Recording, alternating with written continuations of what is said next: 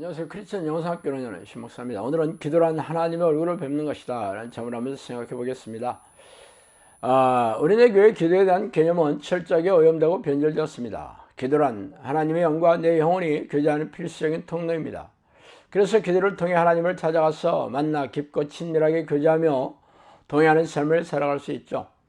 그러나 현대교회는 3번째 영적 기도로 하나님이 우리 안에 들어오셨다고 가르치면서 모든 게 삐뚤어지기 시작했습니다. 이미 와 계시다고 했기 때문에 다시 하나님을 찾아서 만나는 기도를 가르칠 수 없게 되었죠. 그래서 우리네 교회에서 행하는 기도는 하나님으로부터 자신의 세속적인 욕심을 채우고 삶의 문제를 해결해 달라고 업수하는 것으로 대체되었습니다. 말하자면 잠언에서 나오는 거머리의 딸이 되어 날마다 하나님으로부터 집요하게 얻어내려고 조르는 행위가 바로 기도가 된 것이죠. 거머리의 딸이 누구입니까? 바로 탐욕스러운 귀신을 지칭하는 말이죠. 그렇다면 거머리의 딸 역시 귀신의 자녀일 수밖에 없겠죠. 이렇게 그동안 우리네 교회는 귀신의 자녀가 되어 자신의 세속적인 축복을 얻어내기 위해 희생의 강도를 높여가며 하나님의 목을 조르고 있었으니 기가 막힌 일이 아닙니까?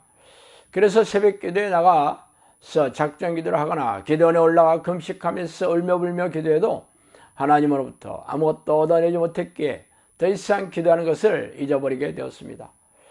그가 네게브에서부터 길을 떠나 베델에 이르며 베델과 아이 사이 곧 전에 장막을 쳤던 곳에 이르니 그가 처음으로 제단을 쌓은 곳이라. 그가 거기서 여호와의 이름을 불렀더라. 창세기 13장 3, 4절이죠. 자, 이 주인공이 바로 믿음의 조상이라고 불리는 아브라함입니다. 그가 살던 시대는 성경도 없었으며 교회나 목사도 없었어요. 그러나 하나님이 그의 믿음을 인정해 주시고 의롭다고 칭해 주셨으며 친구라고 불러주기까지 하셨으니 입이 떡 벌어지지 않을 수 없습니다. 그가 하나님의 깊고 친밀한 교제를 나누는 행위가 바로 이 말씀에서 언급하고 있죠. 그가 제단을 쌓고 하나님의 이름을 불렀다고 말입니다. 그가 하나님을 부르는 기도의 의미를 아는 게 어렵지 않아요. 천지를 지으신 하나님을 인정하고 그분의 이름을 부르면서 자신과 영혼이 함께 해달라는 뜻으로 기도했을 것이 틀림없겠죠. 그의 기도는 하나님의 마음을 움직여서 믿음의 조상의 반열에 올랐으며 그의 아들인 이삭과 야곱의 12 아들들도 하나님을 부르는 기도를 통해 하나님의 선택된 백성이 되었음 물론입니다. 이렇게 하나님이 그들과 항상 함께 동행하면서 행하신 일들이 구약 성경에 빼곡하게 기록되어 있어요. 다른 성경의 위인들도 마찬가지겠죠.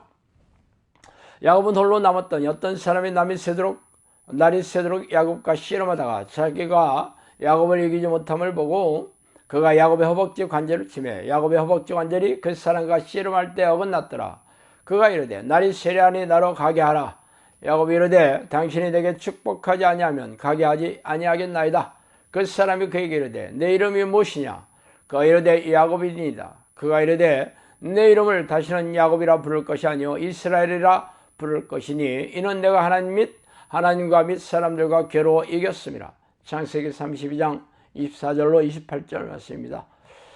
맨 처음 떠오른 사람이 바로 야곱이겠죠. 예전에 성령께서 야곱의 기도를 가르치라고 저에게 말씀해 주시기도 했어요.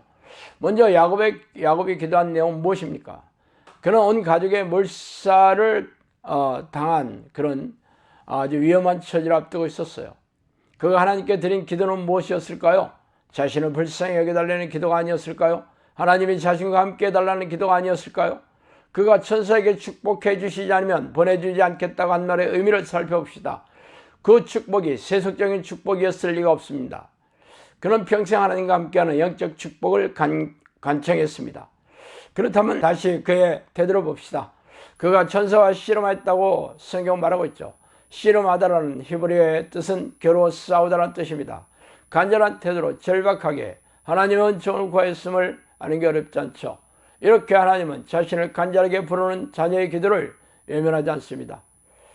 들어가 그들이 요한은 다락방 위로 올라가니 베드로와 요한, 야고보, 안드레아, 빌립, 도마, 바들로메, 마테아 및 알페와 아들 야고보, 셀롯인 시몬, 야고보의 아들 유다가 다 거기 있어 여자들과 예수의 어머니 마리아와 예수의 아우들과 더불어 마음을 같이하여 오로지 기도에 힘쓰더라. 사도행전 1장 3, 4절이죠. 다음은 사도들의 기도의 모습입니다. 예수님께서는 승천하시면서 예루살렘을 떠나지 말고 하나님이 약속하신 보혜사 성령을 기다리라고 명령하였습니다. 그래서 사도들과 120여 명의 제자들은 마가 요한의 다락방에 올라가 기도하기 시작했죠. 그들의 기도의 내용을 아는 것은 어렵지 않습니다.